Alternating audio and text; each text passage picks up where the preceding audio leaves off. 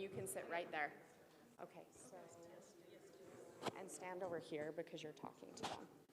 Okay. So let's just put this around.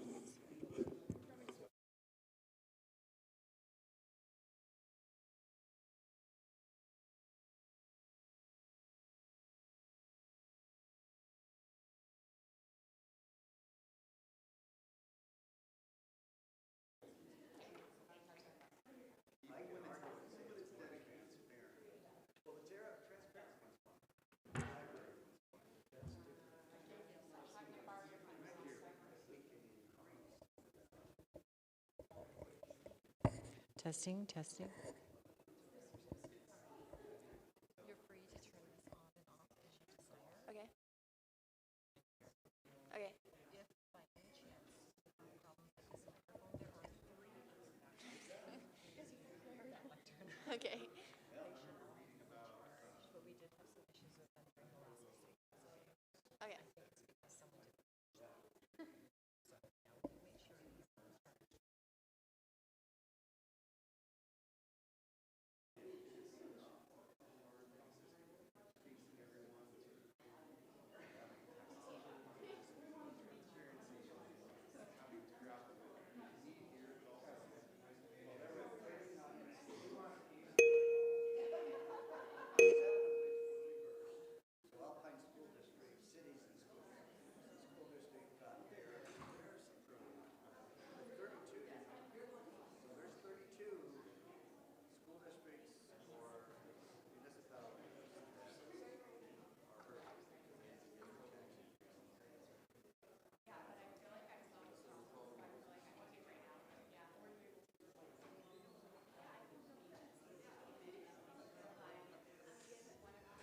So, a social worker?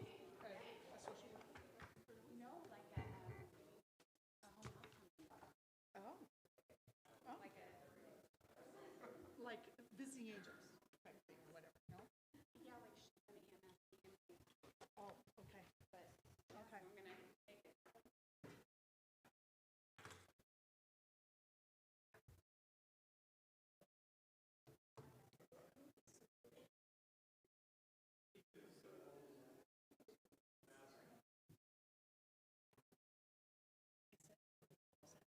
Yes. I said come in. You know, I don't see him. I watched him come in.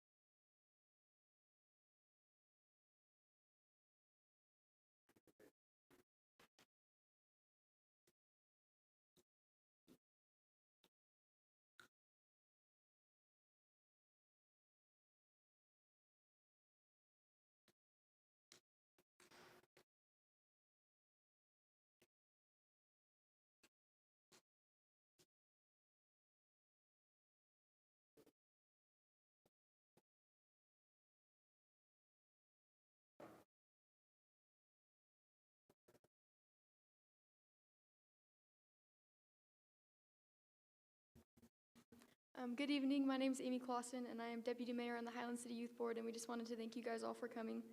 We're going to begin with an opening prayer, and then Doug Courtney will lead us in the pledge.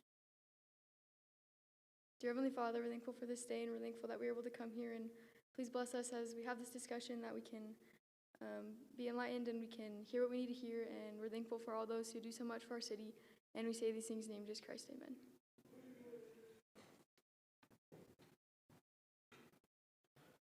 Please rise and join me in the Pledge of Allegiance.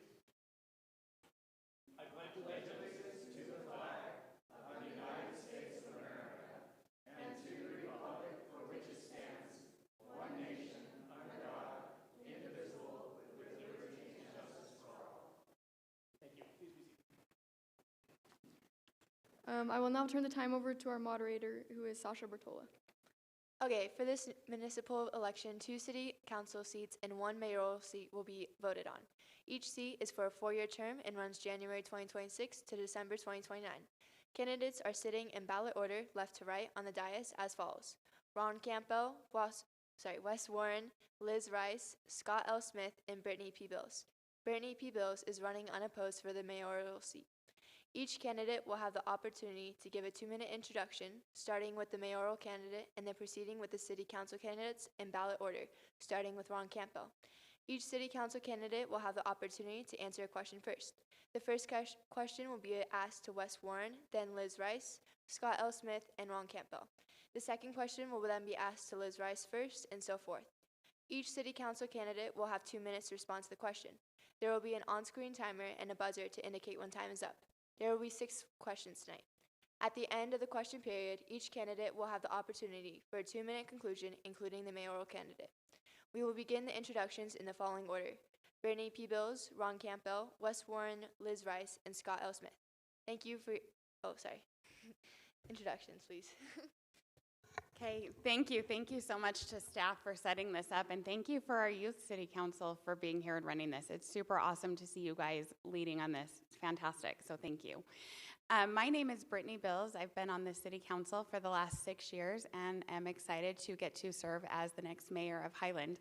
I love Highland. I love everything about living here, and I am just so appreciative of the councils who have come before us, the mayors, previous city staff, and all the residents who have created this really beautiful place to be. And that is really just what we all hope to do, I think, on the council. We know that we're just here for a small moment, so we want to recognize what's come before and make sure we set the future up for success. I'm also super appreciative of my current council and mayor and staff. I think we do a really good job of making decisions, disagreeing when we need to, and getting along. So I'm really appreciative to the current city council, and I wanted to say thank you. And I'm equally appreciative to people who have decided to run. It's not an easy thing to do. Sometimes it's fun, sometimes it's not, and it's a lot of work. So I just appreciate you guys running, and I look forward to hearing the discussion tonight and seeing ultimately what Highland residents decide. I think we're in a really great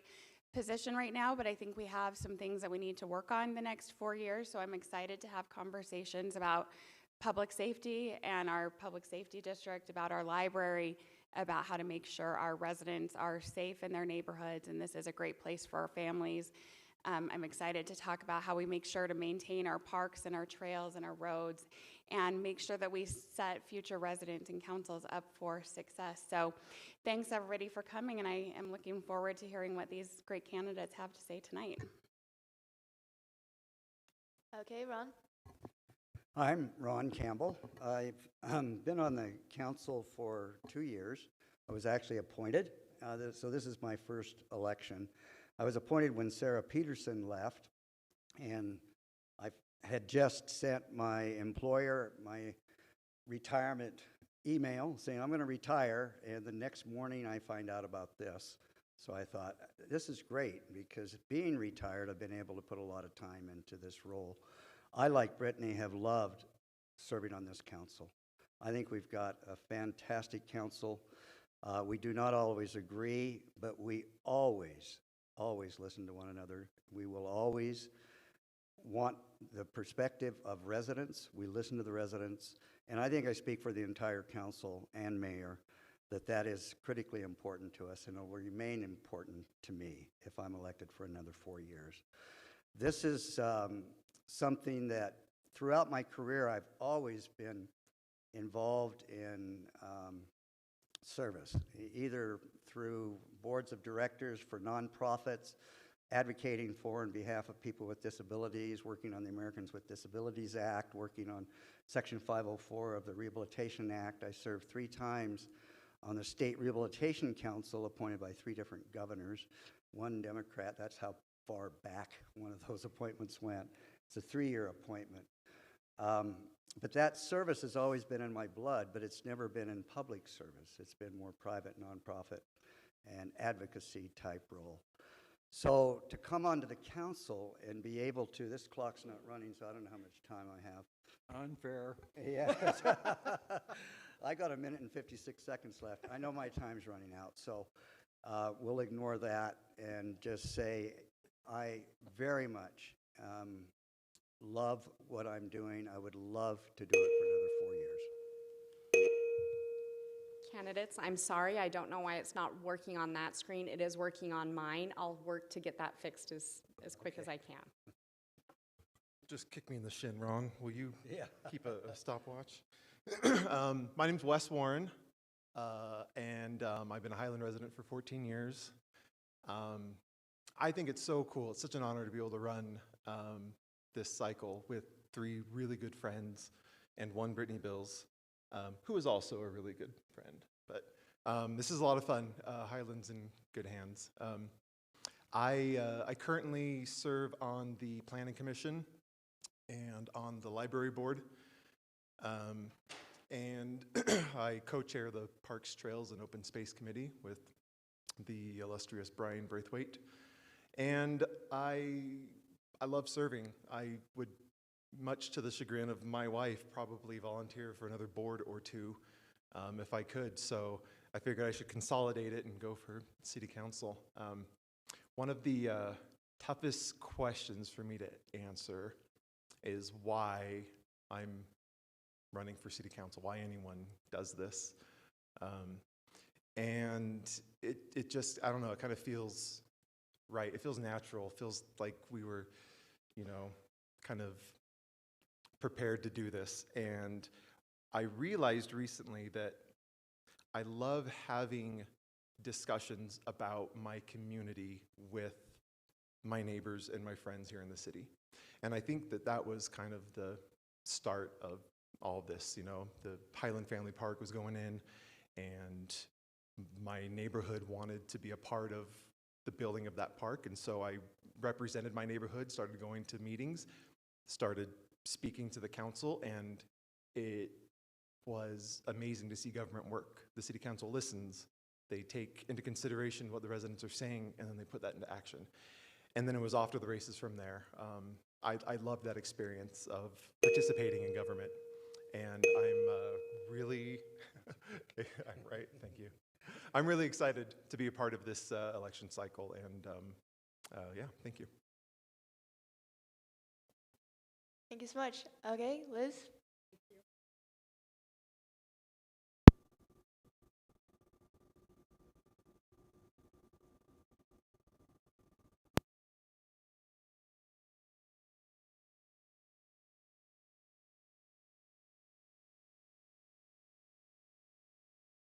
Years in February. I have 4 sons and I have several grandchildren. I have a master's degree in educational leadership.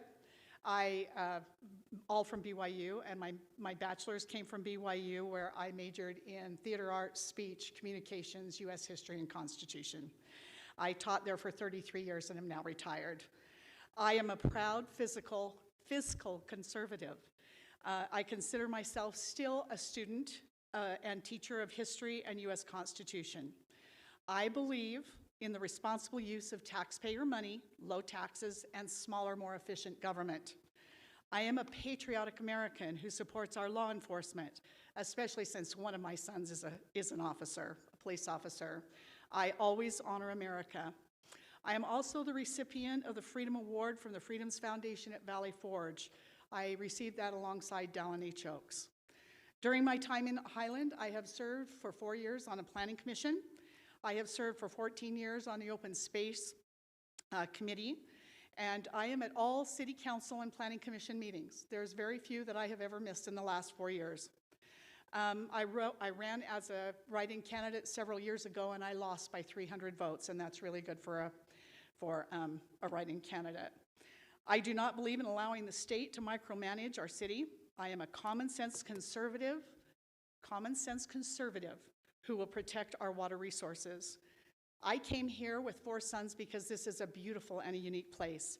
I love the things about Highland that sets us apart. We are not American Fork. We are not Lehigh. I will continue to do everything I can to safeguard the character and legacy of our city. And I am asking for your vote. Thank you so much. Thank you. Scott, please. My name's Scott L. Smith, and I've lived in Highland for 37 years. I think you could almost call me a Highlander. I don't know, but pretty close. And I'm married, and my wife is Kathy. She's here. Will you please stand and let everybody see you? She's been really supportive. I appreciate her help, and I have 5 children. So I've been serving on the Highland City Council. I also have had the privilege and honor of serving on several boards, which are unpaid boards, but I'm on the Utah County Public Health. I'm in the Utah State Developmental Center Governing Board. I'm on the North Point West Transfer Station, which is a fancy name for the garbage dump. I'm on the Animal Board, and I've served on the Library Board for 8 years in the past. One thing I can say is I have not missed a voting city council in the last 4 years. I rarely miss a workshop. So why am I running? I'm working full-time as a physician, and just want to make a little comment about physicians. It says there's no question that medical science has kept a lot of us alive and kicking. Doctors have kept us alive, and their bills have kept us kicking. So why do I serve? President Eisenhower said years ago, politics should be a part-time profession of every citizen. And I certainly believe that. I consider myself to be a very patriotic person, and I want to give back to my city. It's been an honor and privilege to represent you. I am a fiscal and a social conservative. I'd just like to talk briefly in the last 20 seconds of some of the things that we've done on the council. 1, our cities will be debt-free in 2 years. That's pretty amazing when you look at some of the other cities around us. Our property tax rate has not increased in 17 years. We eliminated the open space neighborhood fee. And we built the recent Highland Park without any bonding or tax increases. Thank you all for your introductions. We will now begin the debate portion of the evening. Question 1, starting with Wes Warren. If you are elected, do you think it could ever be appropriate to vote contrary to what you believe to be the majority opinion of the city's residents? Why or why not? I don't think so. I don't think so. I think this goes down to my methodology, whether it's decision-making on the library board or in planning commission or as a potential high city council member. First and foremost, I defer to city code, city law, the ordinance here, and then defer to city staff. We have an amazing city staff that is very knowledgeable, extremely experienced, and they really help out the council and the planning commission.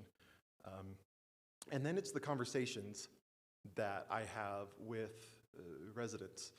And when you can take in such a diversity of opinions and voices, it really helps to clarify your own voice. Because being appointed or being elected and choosing to serve the Highland City is, it's a sacred obligation, because you're acting as a voice for people that trust you, your friends and your neighbors in the community that trust you to do good and right by your representation. And more than as long as it's legal and as long as there aren't any legal roadblocks in the way, I think that the residents should be allowed to govern their own cities. You know, I like to sprinkle a little bit of my experience and my opinion and whatever in it, and that kind of flavors some of the positions that I take a little bit. But really, what makes the job serving the city so much easier is just knowing that I'm representing what the people, what my friends and neighbors and residents want, and not what I want. Thank you. Would you like me to repeat the question? Thank you. Okay. If you are elected, do you think it could ever be appropriate to vote contrary to what you believed to be the majority opinion of the city's residents? Why or why not? I believe that you always have to weigh everybody's opinion. Right and wrong is certainly a big part of that, and explaining what goes on at city council meetings, which many people don't do. So they might not know all the facts when they want you to vote a certain way. I think we always have to explain how money comes into a decision in Highland. It's always a big factor. But I'm not going to go do what I want to do. I don't have an agenda. I don't answer to any developer. I think that we have to always make sure, though, that we are on the correct side of what's best for all the people of Highland. What is best for the common good is what I call it. Thank you. Thank you. Mr. Smith, would you like me to repeat the question for you? Please. Okay. If you are elected, do you think it could ever be appropriate to vote contrary to what you believed to be the majority opinion of the city's residents? Why or why not? You know, that's kind of a tricky question because we live in a constitutional republic, and we go through the selection process to choose people to represent us and make the best decisions they can. So the question I always have in my mind is, what is the majority opinion? I mean, we have people that come to city council and oftentimes about neighborhood concerns and different things. I listen to those and use those in my judgment. Oftentimes I'll side with those. But is that the majority opinion in the city? And that's always a question. We do surveys, but again, surveys are helpful, but it doesn't reflect the majority of everyone because not the majority answers those. So we spend time talking to people, looking at emails, listening to people when they call and different things. But in the bottom line, we are elected in the end to make a decision. And so we do it the best we can, but we were elected by the people to make that decision. And so it's hard to say we're going to have everybody give us their opinion before we vote. I think that's kind of really a hard question to ask. But, you know, certainly we have lots of things today, social media, Facebook, and different things. But a lot of the social media oftentimes become echo chambers where there's, you know, a few number of people that just kind of, I remember when I ran one other time, I was on Facebook a lot, and there was a lady that knew everything that went on in my head, but I'd never met her. And so you have to just kind of weigh everything pretty carefully. But I think we're really blessed to live in a constitutional republic that's based on democratic principles. And so that's how I make my decisions. Mr. Campo, would you like me to repeat the question? No, I've got Okay. the question. Thank you. Thank you. Which is good because I misunderstood the question. Then in the middle of him answering it, I go, oh, it's a different question. So when you said it a second time, I do understand the question. And it is a difficult question, as Scott mentioned. We are a constitutional republic. We are a representative government. We are elected, in my case appointed, but I'm here to represent the people, but also to make the decisions that I know that is best for the city of Highland. And those decisions may sometimes be contrary to what the majority may think is right. I'm thinking of an example of public safety, and a road needs to be widened. Most people don't want it widened. It'll bring more traffic. If you don't widen it, it's not as safe, period. You have to widen the road. Is it against what the majority of the people may want? I'm sorry, that's why we're elected, to represent you, to make the decisions that we believe is best and does our job to represent everybody, in this case, safety. So that specific example, there's not many times that I hope we have to deal with that. I would hope that majority, there's a contrary on Sunday closing. I personally believe in liberty. I've fought a war for liberty and freedom in Vietnam. I believe in liberty, and I believe we should be open on Sunday. But as a representative, we voted 12 years ago to close on Sunday. It should take a vote of the people to change that. It shouldn't take 3 members of a council to change that. So in that case, I would vote for the majority of the people, but that was a vote versus my role as a representative of the people.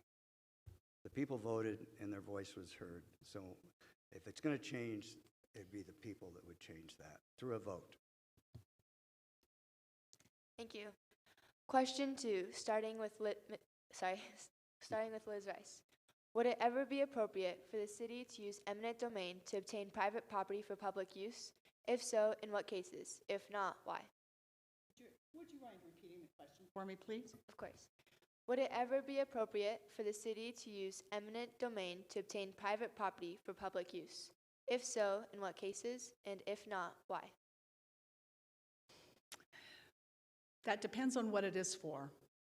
Under the U.S. Constitution and the Supreme Court, eminent domain can only be taken for road use. However, a number of years ago, there was a widening going on for 9600 North, and I was part of that movement to stop that and widen it and make it a much larger thoroughfare.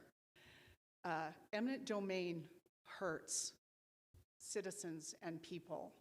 I would have a very difficult time voting in favor of anything like that,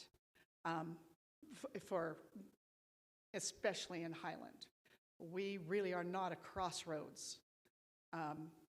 We kind of have become that, but I would have a difficult time voting in favor of eminent domain and hurting somebody's property values and their whole lifestyle.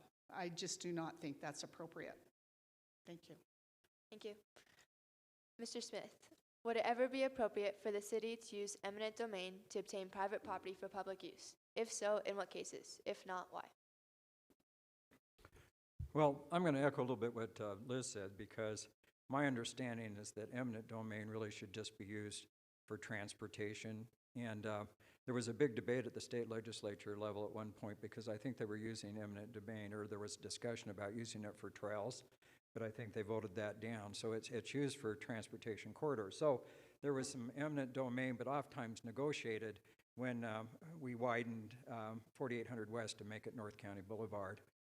There was talk about eminent domain in my neighborhood where they put the east-west corridor.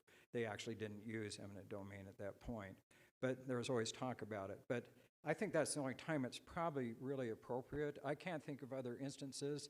Obviously, we're not going to use eminent domain in Highland to build a shopping mall. We're not going to use eminent domain to put in a rec center particularly, or anything like that. We're going to pursue kind of very transparent legal methods without forcing the issue, because we like to be open, transparent. We like to have discussion with the people. And so that's the only time I could see eminent domain being used. But right now, you know, our transportation corridors already are kind of very sufficient. I mean, we've got North County, we've got Timpanogos Highway. Those are major corridors. The Alpine Highway's handling traffic well. You know, it's kind of hard to live in a city where the population just keeps growing and stuff, and congestion gets more and more. But I think we've got adequate transportation, but we just need to work more on traffic safety and slowing the traffic. That's what we hear about as citizens, from the citizens, is they're worried about speeding and all these different things.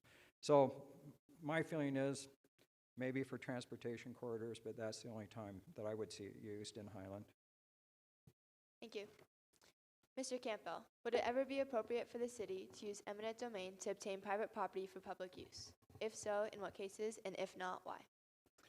Well, yes, but extremely rarely. We were actually faced with this on 4800 West.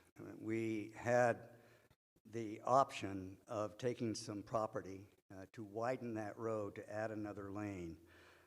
And all the traffic experts were telling us how important it was. We had public hearing on it. We heard from the residents. Nobody was in favor of it. But again, we're here to represent what we believe is best for the residents and for the whole city. And if that needed to be widened, we needed to consider that eminent domain. As it ended up, Brittany came up with a great plan that said, we can do this by not adding a different lane, but doing some other things with that traffic pattern going down and accomplish almost the same thing, not quite the same thing, but enough that it accomplished the purpose. So when it came to eminent domain, we all chose as a council to vote against it at that point. But is there ever a time that that answer would be yes, we would vote for it? I can't say that I wouldn't. It really depends on the circumstance. Thankfully, Brittany came up with a solution that we all felt comfortable with. Next time, we may not find a solution that doesn't require eminent domain. So I'm not here to say that I would never do eminent domain. I can't. Thank you. Mr. Warren, would it ever be appropriate for the city to use eminent domain to obtain private property for public use? If so, in what cases, and if not, why? Well, yes, constitutionally there are times where it is appropriate, and that's been, discussed by the other candidates already, public safety, certain road issues. I'm glad Ron brought up the, this project on Timpanogos Highway, North County Boulevard, because I was on Planning Commission when this was brought to the city, and we discussed it as Planning Commission, and I bristle at road widening, and the plan that UDOT brought to the city, the engineering plan that called for a widening project that was ridiculous, and I did a lot of due diligence and a lot of research and talked to other experts about, do we need this kind of a project that takes this much property from homeowners in our city? And there's several things that we can do instead of these large projects. We got 12-foot roads out there when the international standard for a road width is 10 feet.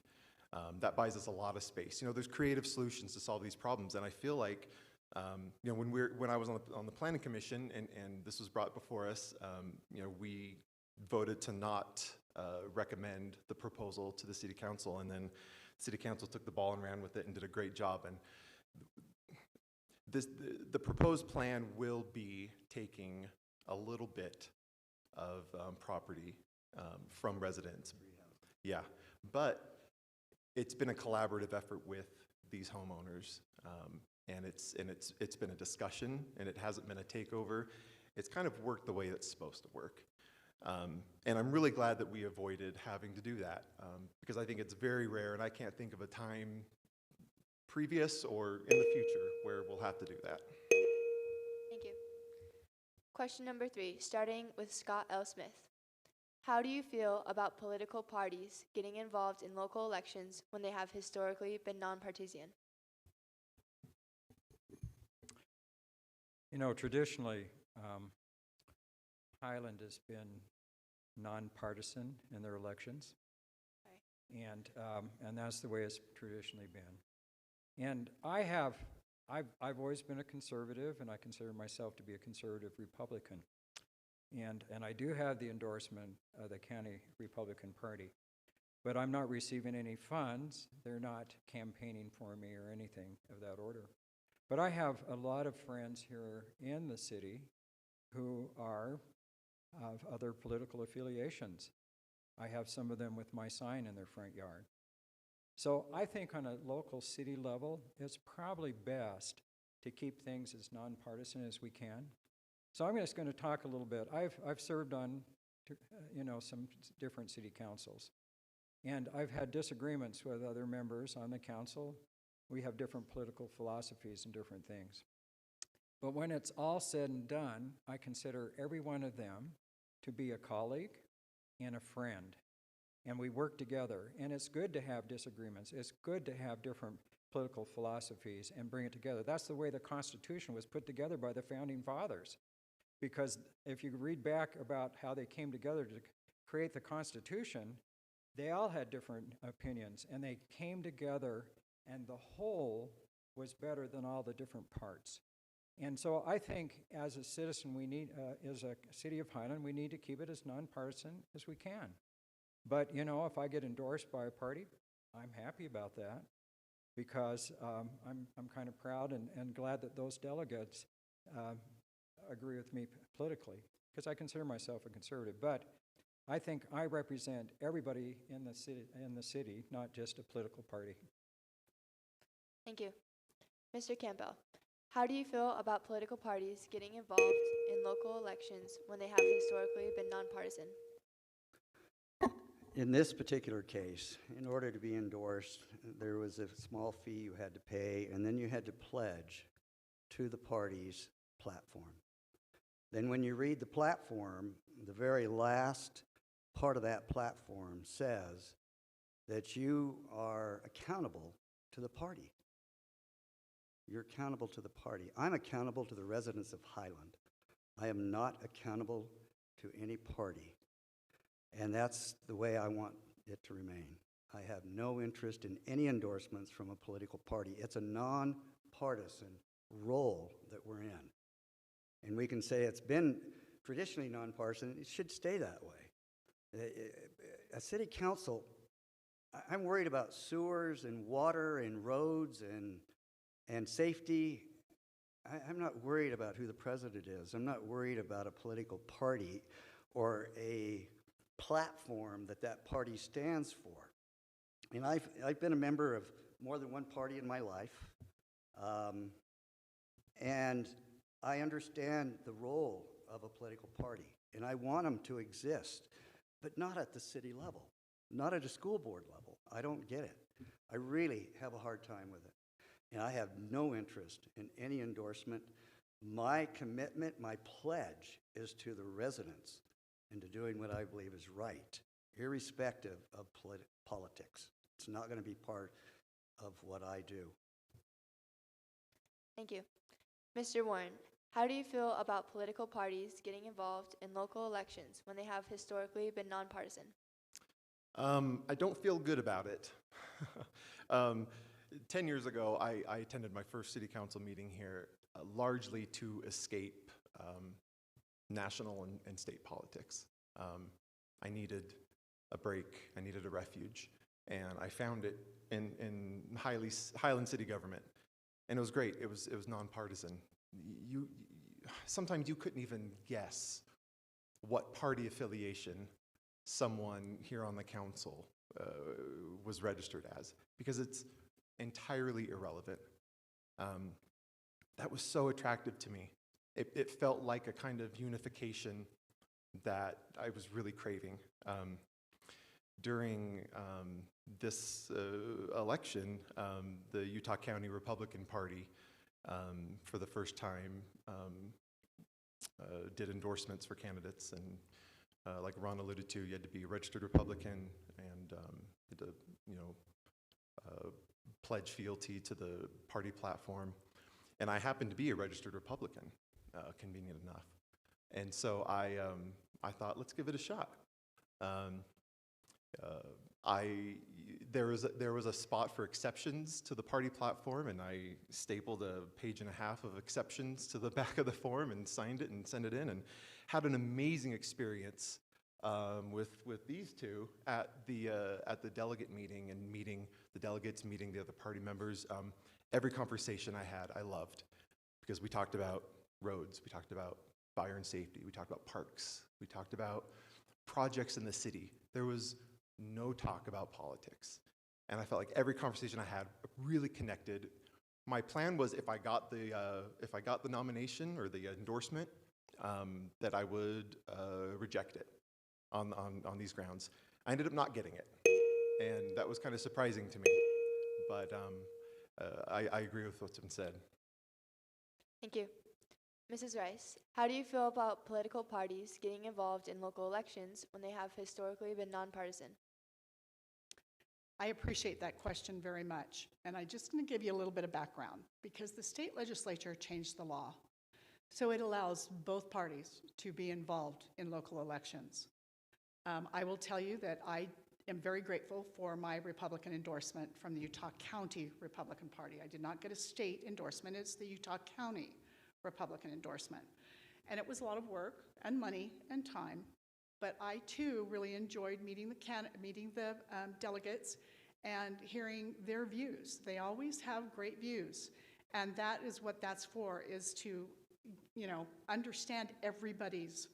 However, that being said, it's very difficult. I just believe that local elections should stay local. But that doesn't mean I don't appreciate the Republican endorsement. There were several of us that tried, and Scott and I received that endorsement, and I'm very appreciative of that. I am, however, representing all the people of Highland, no matter what political party they may affiliate with. I am a social conservative as well, and I have a lot of those beliefs and that line up with the various party. Parties always will influence policy. You can't help it. And but I just want you to remember that I would represent all the people of Highland, and that I respect them, whether they are, you know, whatever walk of life they come from, whether it be Democrat or Republican. These two gentlemen to my right, I have learned to respect a great deal, and I appreciate them. And of course, Scott and Brittany, I've known for a long, long time. But that's my answer. Thank you.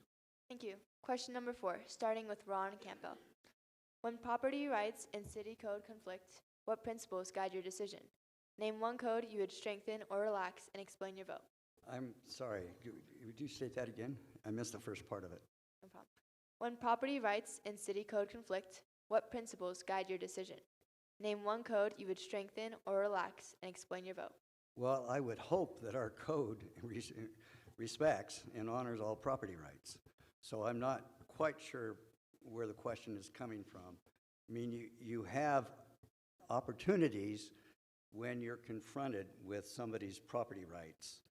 You have to go to the code to determine where those rights fall. And I'm a believer in property rights, but I believe in our municipal code and the development code. So if a developer wanted to come in and say, well, I have the right to do X, Y, Z, well, no, let's look at the development code and see what zone you're in, then you'll find out what rights you have. So I don't see the conflict. I don't know where it would exist. If I'm missing something, I apologize for that. But the first thing we have to do, I served 5 years on the Planning Commission, which, by the way, I thought, well, that will prepare me great for this position. It prepared me about 10% of this role. About 80 or 90% of it is other things besides the development code. I understand the development code extremely well, serving 5 years there and now 2 years on the council. I take it very serious. The general plan is a guide, but the development code is the Bible, and you follow it. So I don't see where property rights would ever be in conflict with that, because they're determined by that. Thank you. Mr. Warren, when property rights and city code conflict, what principles guide your decision? Name one code you would strengthen or relax, and explain your vote. Well, I think when and if there's a conflict there, I defer to the law, to the code, to, you know, what's in the books. And like Ron, I can't think of a time where there's been a conflict or where there would be a conflict. I can see a time where a property owner would want to do something with their property, and that conflicts with the law, with the ordinances. And you know, we've seen a fair amount of that. But you know, I'm thinking of a recent example. We recently updated some of the city code regarding fences on open space, on trails, and this came before the Planning Commission, where we sent it on up the chain to the City Council. And it was an interesting discussion, because there's the idea that a property owner should be able to put whatever kind of fence they want on their property. And it's their property. But we have to remember that we all don't live on islands, and some of the things that we do on our own property affect the people around us and the situations and the environment around us. And so, you know, the code was cleaned up and upheld to a little bit of a, you know, info lesson, I don't know, on the code. Along trail corridors, along trails, and along open space, you can't have a privacy fence. Those are 6 feet tall, totally enclosed fences. You can have a 4-foot fence. You can add a couple feet of like an open air, see-through kind of fence. And that's the code that we upheld and maintained. And you know, I do a lot of running on the Highland Trails, and I've tried to talk to as many residents as I'm running on the trails as I can. And they love the ordinance. Everyone that I've spoken to, they understand that it's to create a safer feel in our trails and in those open spaces. So that's my stance on it. Thank you. Mrs. Rice, when property rights and city code conflict, what principles guide your decision? Name one code you would strengthen or relax and explain your vote. So we're supposed to name one code that we might change, and off the top of my head, I'm not. So I'm going to talk about codes and property rights and neighbors a little bit. I can't think of one.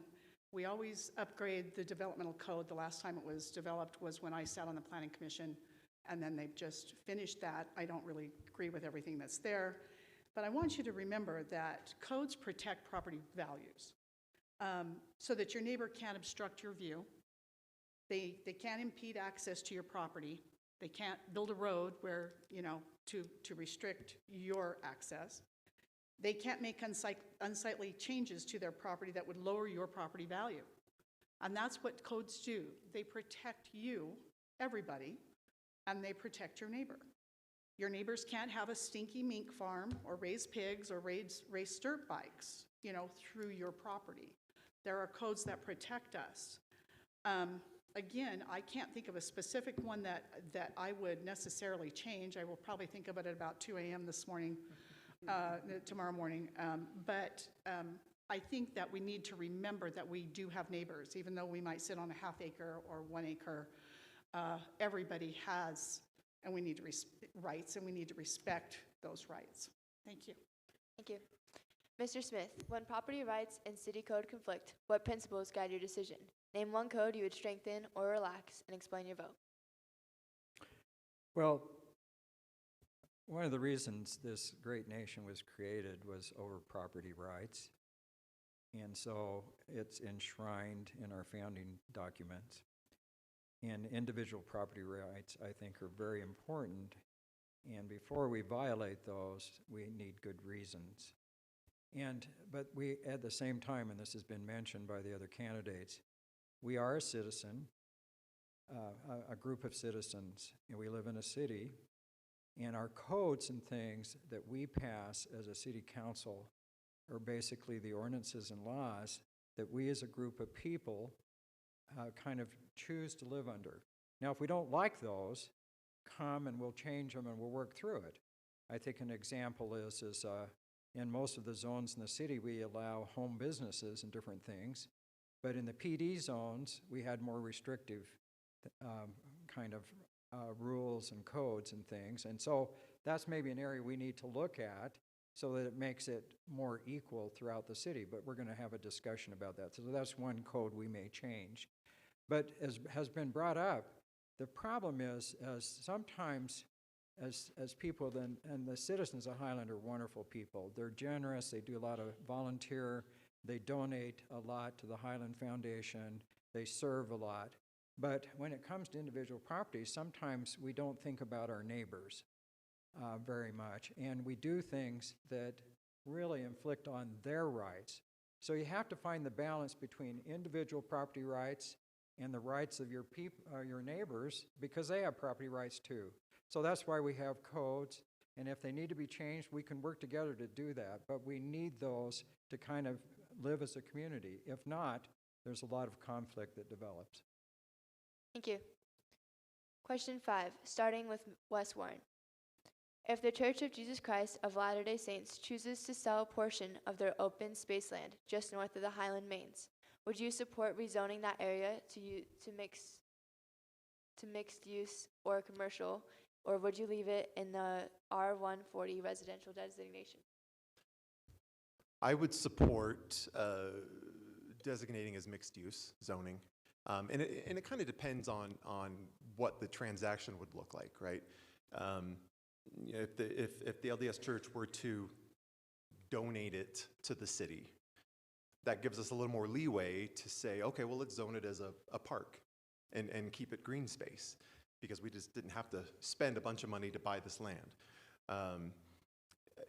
But if it's a, you know, a normal transaction between a private entity and the city, our hands are tied, right, with what we can do to it and do with it responsibly.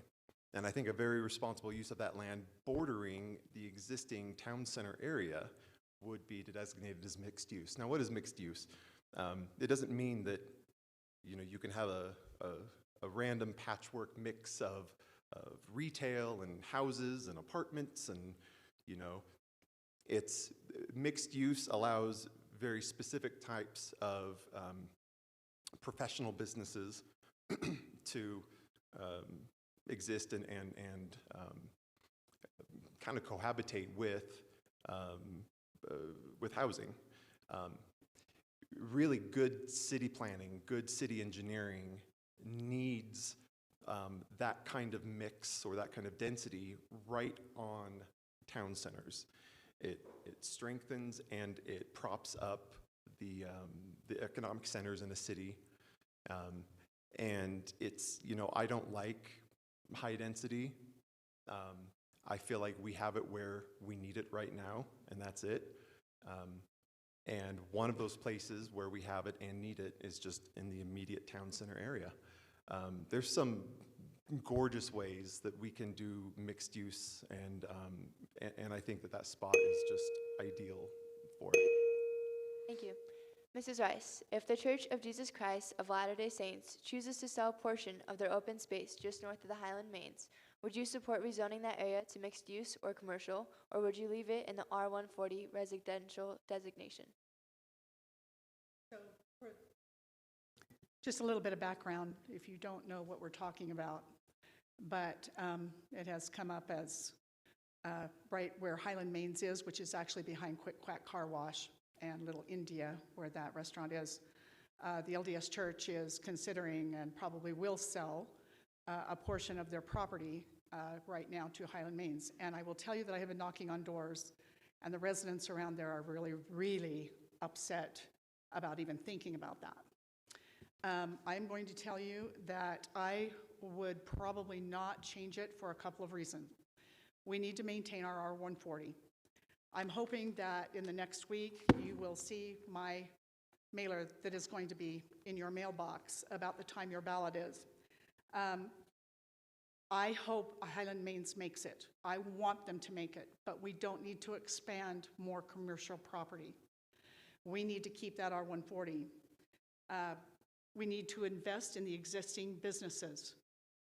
We don't need to expand it and, you know, create even, you know, more commercial properties where we have some that are struggling right now. I am going to read you a part of my mailer, but I will always put the needs of our residents above profits of developers.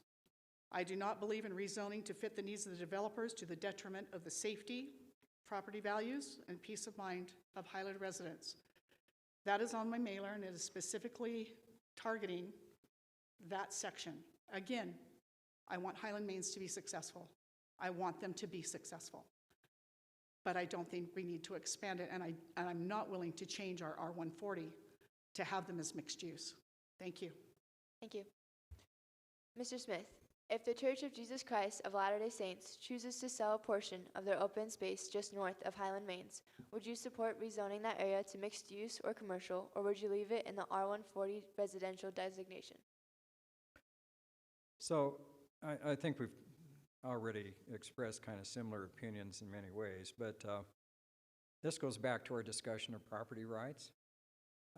I don't have any control over the property rights of the Church of Jesus Christ of Latter-day Saints. And if they choose to sell some property because they're raising funds to build temples or that, I'm not going to stand in the way of that.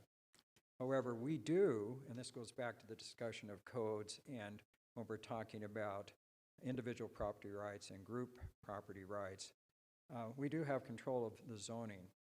So one of the questions recently in the PD zone, which is mixed use and higher density and different things, which usually means to developers high density apartments and townhomes, they eliminated through the Planning Commission and the City Council the regulation or that you had to have so much commercial there. So what oftentimes happens in our mixed use is it turns into high density housing. And the people in that neighborhood have been very vocal about they don't want that. And so I would probably support, most likely, the people in that neighborhood and keep it R140 because you can build some nice residences in that area. It's a beautiful part of the city. I would support that.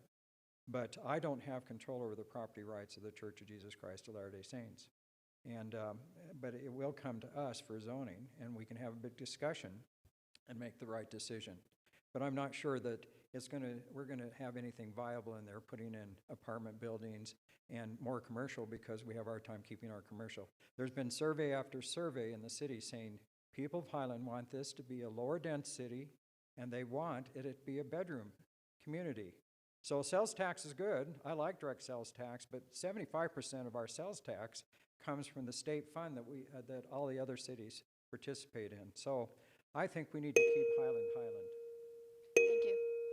Mr. Campbell, if the Church of Jesus Christ of Latter-day Saints chooses to sell a portion of their open space just north of Highland Mains, would you support rezoning that area to mixed use or commercial, or would you leave it in the R140 residential designation? There's a key word in that question that's critically important that hasn't been addressed, and that is a portion of. They're talking about selling the south portion of that, which has zero frontage onto any road. The only access is through the church, the front church baseball field, and Highland Mains. They're in negotiations to sell it to Highland Mains. That's between the Church of Jesus Christ of Latter-day Saints and Highland Mains. We don't have any role there. We should not have any role there. That's a private transaction. Once that's done and Highland Mains buys it, it is impossible to keep it R140. You have no access. So I'm sorry, but that doesn't work. Mixed use, I'm with Wes, that we would look at that, but we don't look at anything until it comes to us as a recommendation. At this point, there's no recommendation. We've only heard about the sale, and the residents have heard about the sale. But unless they sell the entire portion, and if they sell all of it, then I would be in favor and keep it at R140. Absolutely, without a doubt. But if it has no frontage, keeping it at R140 makes it a vacant lot. You do not have access. No home will be built there. Nobody's going to want to drive through a parking lot to get to their driveway at their house. So its access is the biggest problem with the theory of R140 staying there on a partial, because it said a portion of it. If they sell all of it, it's a different question. And the answer is they're keeping it R140. This way, we've got to look at what's the best use of that property. It's too small. It's like 2 acres. It's you can't make it R140. Thank you. Question number 6, starting with Liz Rice. If faced with a budget gap, would you raise taxes, cut services, or both? What standards would you use to decide? I'm going to have you repeat it one more time, please. If faced with a budget gap, would you raise taxes, cut services, or both? What standards would you use to decide? I really appreciate that question because I've been looking at the general fund for several weeks. And you know, our revenues are they're $13,942,892.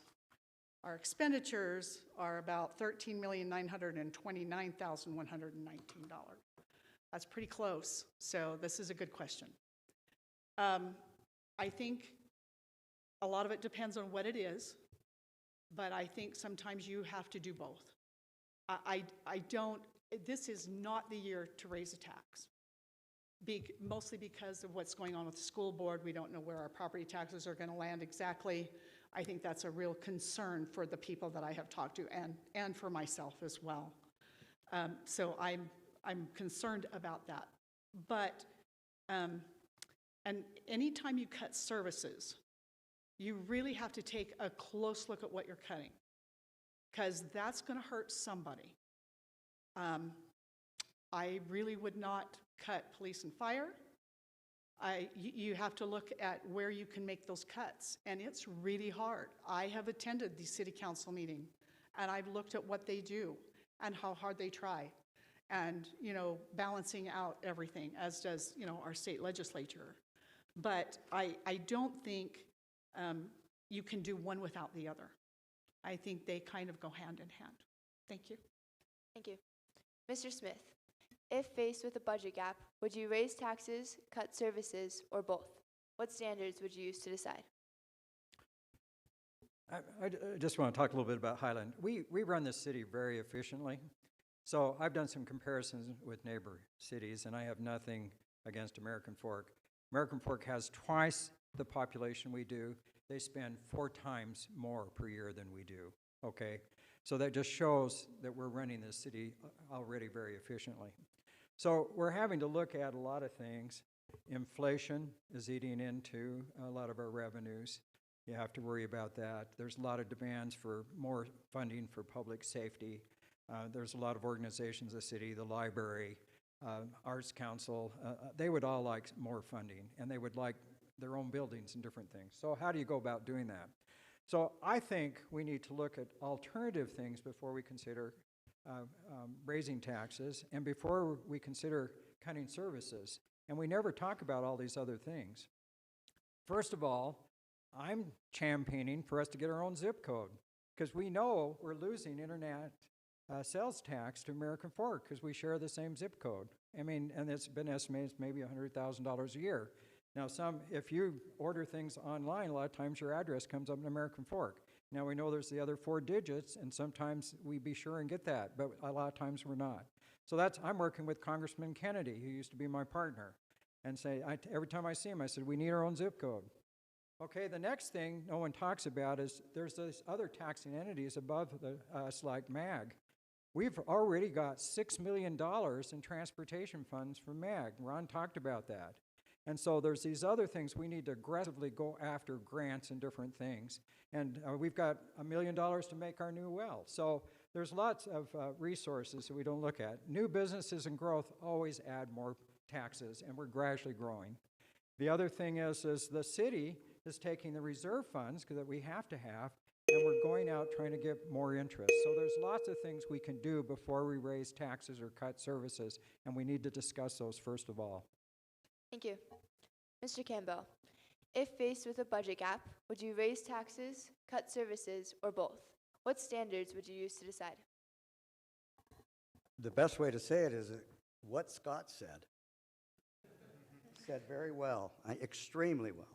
Because one thing I've learned being on the council is that other council members have perspectives that you really need to listen to. The residents do, and we all are interested in that. But I've learned a lot from Scott, and I just have to take a minute and thank him for educating me on a lot of these issues, especially when it comes to the budget.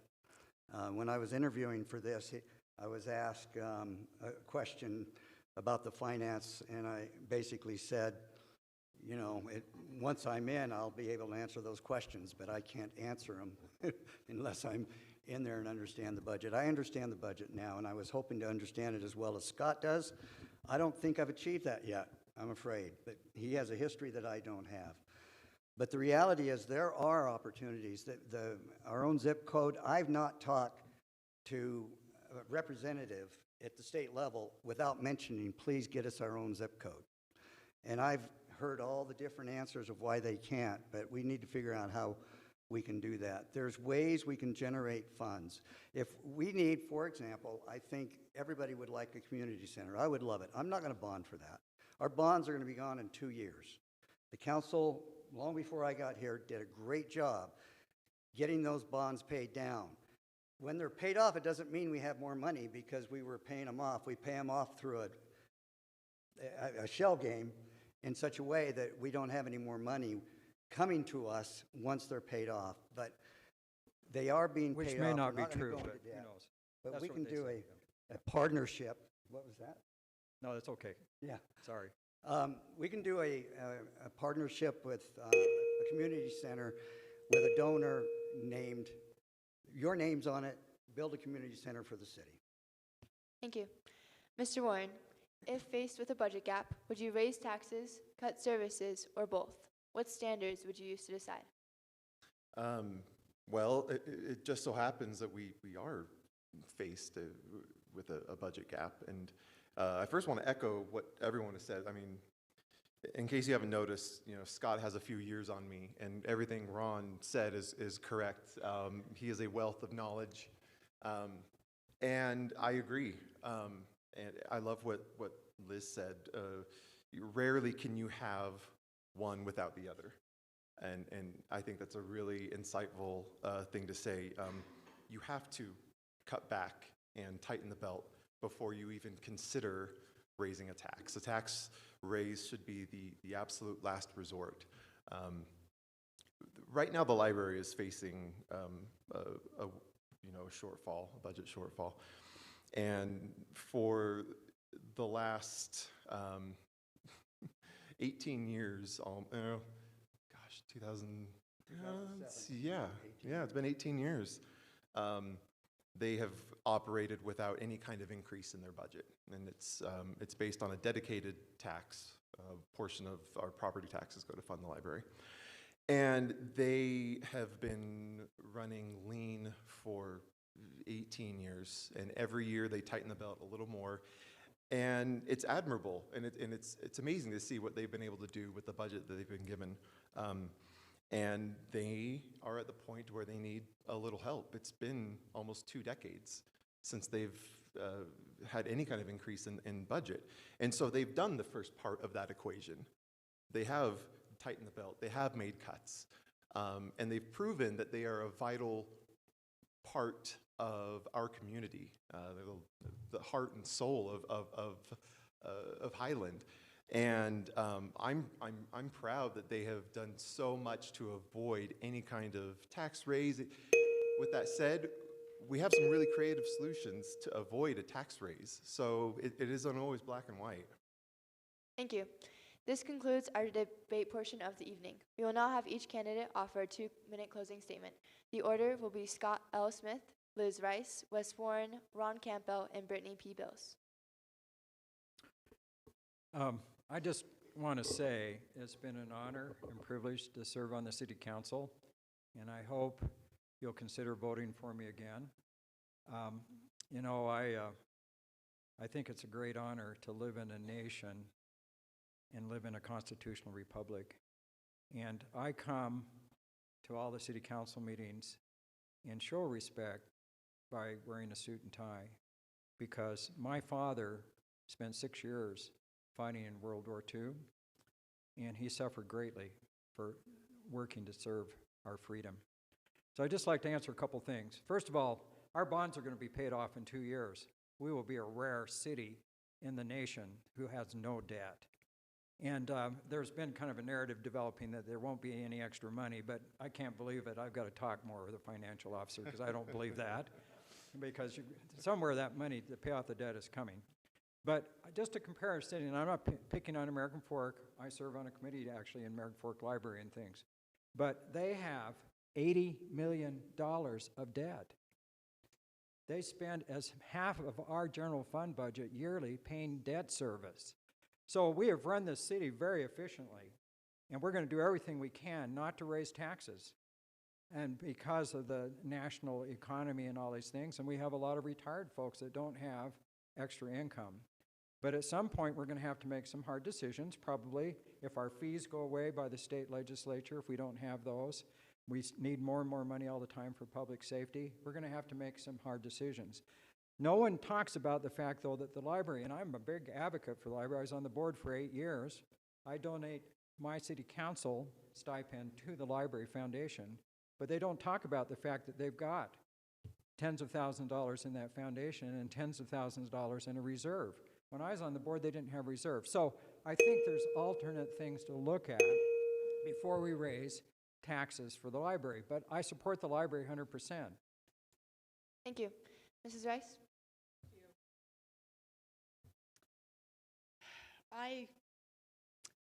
I love what Scott said. I am grateful to live in this nation. I am really grateful to live in Highland. I want you to know that I am very principled and I'm diplomatic. I have a lot of experience working with a lot of people in the city. I am not taking any money from developers or potential developers. I'm not in anybody's hip pocket. I am in the citizens' pocket. I know the city issues. I don't change my opinions because it's an election year. I want you to know that I do listen, and I'm on the phone a lot with many citizens of Highland. I want you to also know that I really want to keep our taxes low. I'm really proud of the fact that we are paying off our bonds by 2027. I remember when we took out those bonds many years ago for these buildings that you're looking at was one of the bonds. And we're grateful to have those now, but it was not a popular thing to do. And bonding is a very serious thing when we take out that kind of debt. And I want to keep us debt-free. I think that's something that should be expected of anyone that represents the city or state. Again, I want you to know that I will represent you. I will represent the people of Highland, all the people of Highland. I love it here. I want the commercial buildings that we have currently to become even more successful. I think our emphasis needs to stay there and make sure they are. But I am asking for your vote. Please vote for me. Thank you. Thank you. Mr. Warren? Thanks. I've spent about the last 10 years kind of being this proxy voice for a lot of my neighborhood and community neighbors, coming to Highland City Council meetings and staying informed on topics and issues that are relevant to them. And I've enjoyed that. It's fulfilling to be able to affect a really positive change in the city, and to not only do that, but to do it for your community. I've enjoyed being that voice that comes before the city council and represents my community. And I would like to be the voice of the residents now on the city council, and very little would really change. I believe that city elections really shape your everyday life more than state or national elections. And Highland's future really belongs to those that will vote in this election, or any city election. From the start of my city involvement, I've made it my goal to listen and to collaborate with residents, and because this isn't just where I live, this is, it's a community that I've chosen to fully invest in and spend a lot of time trying to shape in a way that reflects, the old homesteading values that Highland was founded on. Things like open space and large lots and parks and the library and safe sidewalks and roads, and all these things are really, really important to me. And I look forward to continuing to be a really positive change in the city on the city council. Thanks. Thank you. Mr. Campo? Thank you. First of all, I think the four people that are here right now, all four have demonstrated incredible commitment to Highland. They've dedicated time, Wes, Liz, Scott, certainly. How many years? We won't say that. But And I had the opportunity to be on the Planning Commission before, and as I said, it prepared me in some ways, but it was a different experience once I got here. And once I got here, I realized how much I love doing what I'm doing. I love representing residents. If there's anything I believe I'm known for with the residents, it's that I listen. My good wife's handiwork says, because listening matters, down here. She's an art director, if you can, actually a marketing director, but she has a graphic design background, and she's done a great job getting the word out. But I really do listen, and I want to represent the residents. I can give you specific examples of where a resident had a challenge, and I took it head on. And I represented that resident, not always getting what the resident and I wanted, right, Corey? We don't always get it, but I work for it, and I work for you. I want to continue to work for you. I believe the 2 years has demonstrated that I am up to the task, and I can say that I love what I do, and I want to continue to do what I do. Thank you. And finally, Mrs. Bills. Thank you, and you have done an absolutely fantastic job tonight. Thank you for stepping in and doing this so flawlessly. Really well done. I want to say thank you to those 4 candidates. You were all super prepared, gave great answers, and I feel like we have such great, well-researched, prepared candidates. So thank you. And then just because I have an extra minute, as I was sitting here looking out over the audience, I just want to say it's a great opportunity for me to say thank you to all of you. I see we've got current council members, we've got former council members here, we've got candidate families, we've got kids who stayed away from doing homework to support their dad, which I think is super awesome. We have people who have run for office before, we've got our state legislator, we've got candidates for school board, we had our former school board member here, and we've got residents who I've interacted with in a variety of ways, some of whom may or may not live on Canal Boulevard and be really frustrated with me at points.